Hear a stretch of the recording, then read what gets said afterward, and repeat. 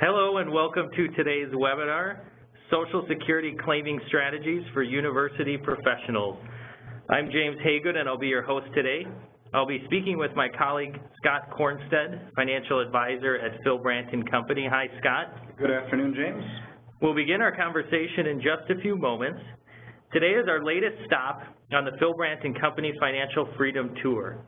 This is a year-long educational series of webinars, in-person seminars, campus visits, and special reports written specifically for university professionals. Our next event will take place on March 23rd. It will be a live webinar that takes a deeper look into proactive tax planning strategies for professors, both while they are working and saving and into retirement.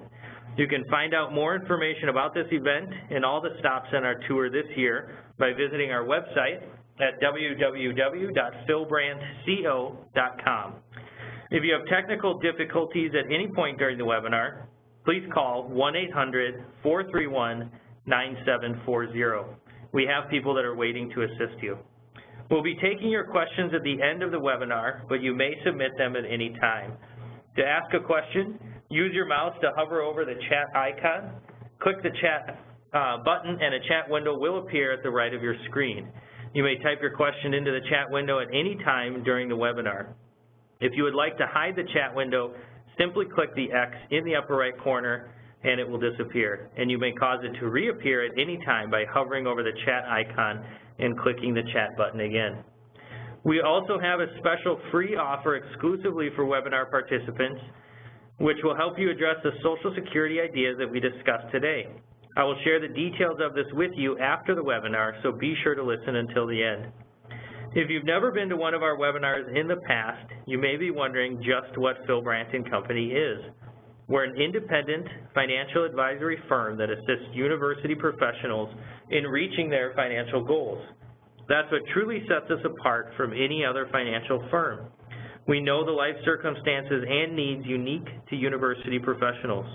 We don't sell any financial products, so we're not incented by commissions to sway advice in one direction or another.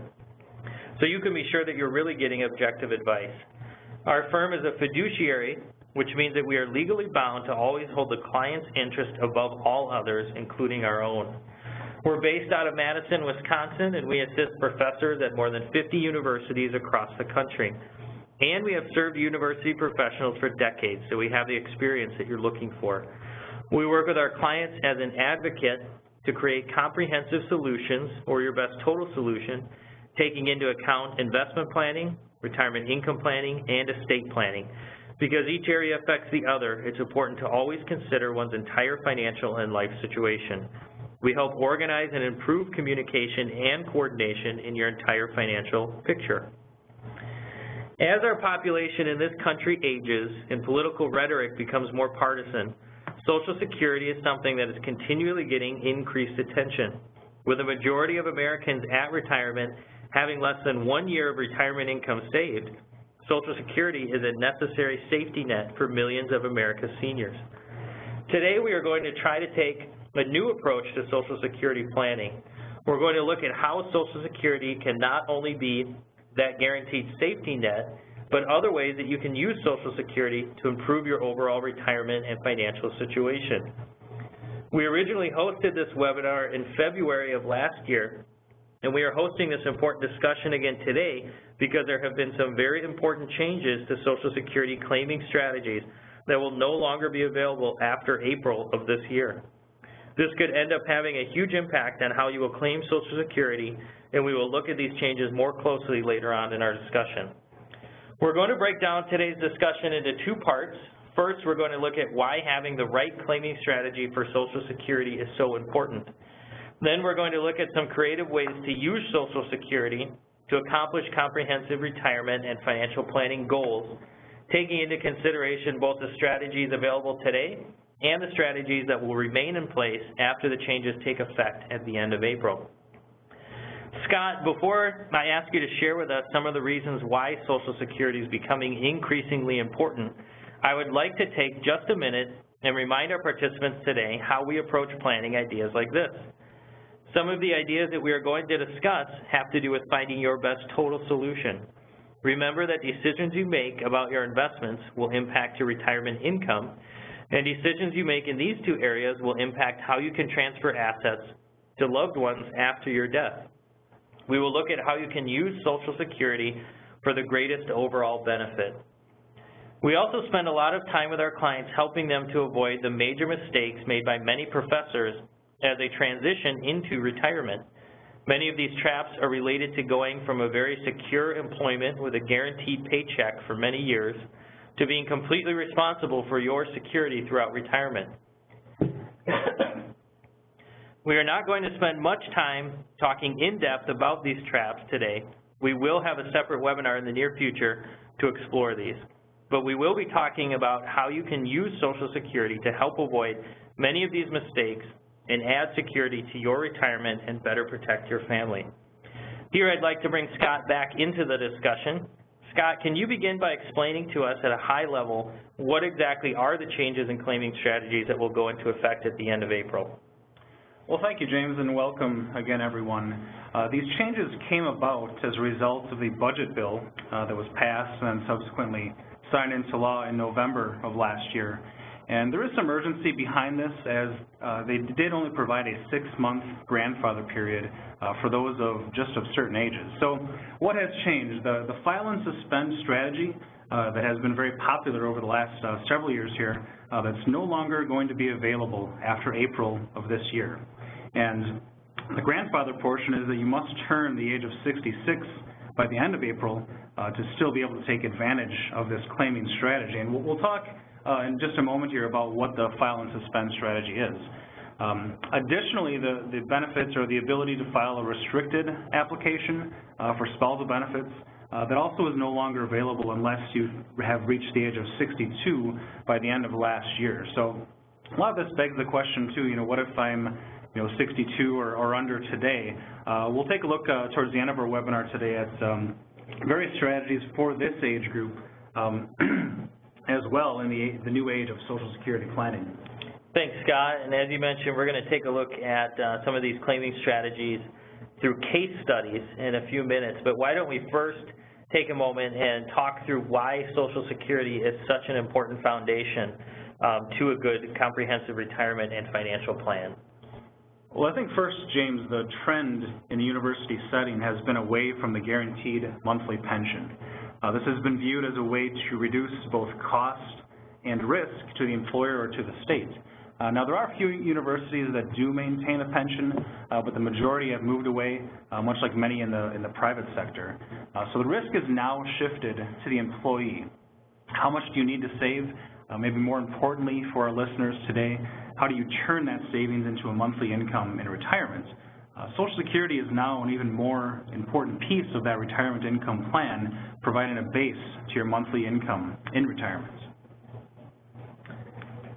Another factor that we look at is that interest rates, if you really look over the last 30 years, have really been falling quite dramatically. What we have on the screen here is the 10-year U.S. Treasury. I look back in the early 80s, was up at the 15% range, down to where we are now today of 1.7 to 1.8%. And what this really means is there's very few places now to get a good rate of return on your fixed income investments. And to confirm this, you can really just ask any retiree.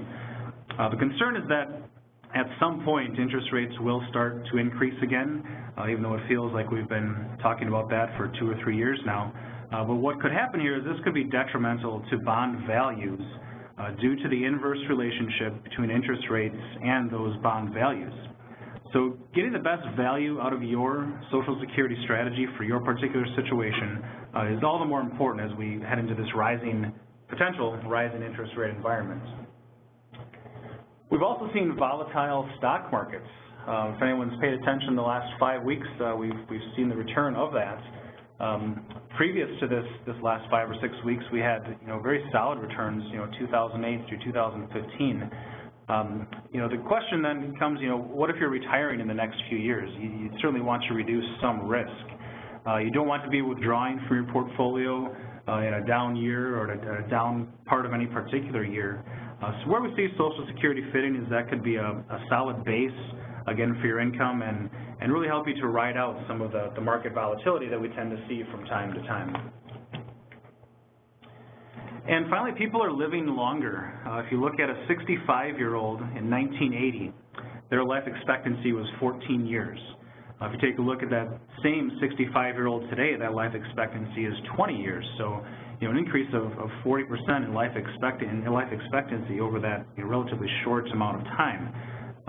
Looking at a different age group, if you look at the 2010 census compared to the 2000 census, those in the age bands of 90 to 94 or 95 to 99, people living in the U.S. increased by nearly 30% in both of those categories. So we're clearly living longer. This really points to the need for an inflation-adjusted fixed income for life, which is exactly what Social Security provides. Scott, since, as you mentioned before, a lot of universities now offer primarily tax-deferred retirement savings plans, we talk a lot about tax planning and tax strategies with our financial planning process here. How could changes in tax rates affect a retiree's income, and how could Social Security help balance some of that? Well, I think if we look even just as recently as the 1970s, the top marginal rate at that point was 70%. You fast forward to 2012, and that had dropped all the way to 35%. But over the last few years here, we've seen that rate start to tick up. We're now at the top marginal rate of 39.6%. There's an additional surtax that could be on top of that. So, the one thing you really cannot control in retirement is taxes. You start to look at perhaps Social Security being some type of a supplemental income. While it is taxable, is not fully taxable. So if we take a look at an example, let's say you wanted to provide $64,000 of income after taxes. You assume a 20% tax rate, an all-inclusive tax rate. To get to that figure, you would actually have to withdraw $80,000 before taxes from your portfolio. So here, Social Security, again, can serve as an alternative source of income. Again, it is taxable, but not fully taxable. At the federal level, just up to 85% of that is. And what it is a way to avoid relying 100% on your retirement plan for your income in retirement. Thanks, Scott. And up to this point, you've really talked about how important Social Security can be as a base or a foundation to a good retirement income strategy. But as a planner, what are some additional ways, or maybe some more creative ways, that you see Social Security fitting into a retirement plan? Well, how you use Social Security will really depend on your own situation. But the following are a few examples, some of which we'll address here in a few moments. But you could claim your Social Security benefit and use that to increase your cash reserves on hand as you head towards retirement. You could use it to pay off debts before retirement, maybe take care of your mortgage before you get to full retirement. You could use it to replace any benefits that may be lost when you do retire from the university, whether it be a life insurance benefit, or maybe you look at paying for or addressing the long-term care need by purchasing some type of insurance there. You could invest those proceeds for growth, for future income sources. The last one listed there, the deferred annuity idea, and what that is going to do is really reduce your risk of outliving your assets by having a guaranteed annuity that would pay income later on in life. A lot of different ways that Social Security can come into play there. As I mentioned, we're going to jump into some case studies and really dig into these ideas, but before we do that, Scott, why don't you talk to us a little bit about some common misconceptions about Social Security, and then we'll take a quick look at some core concepts that we'll need to know before jumping into case study one.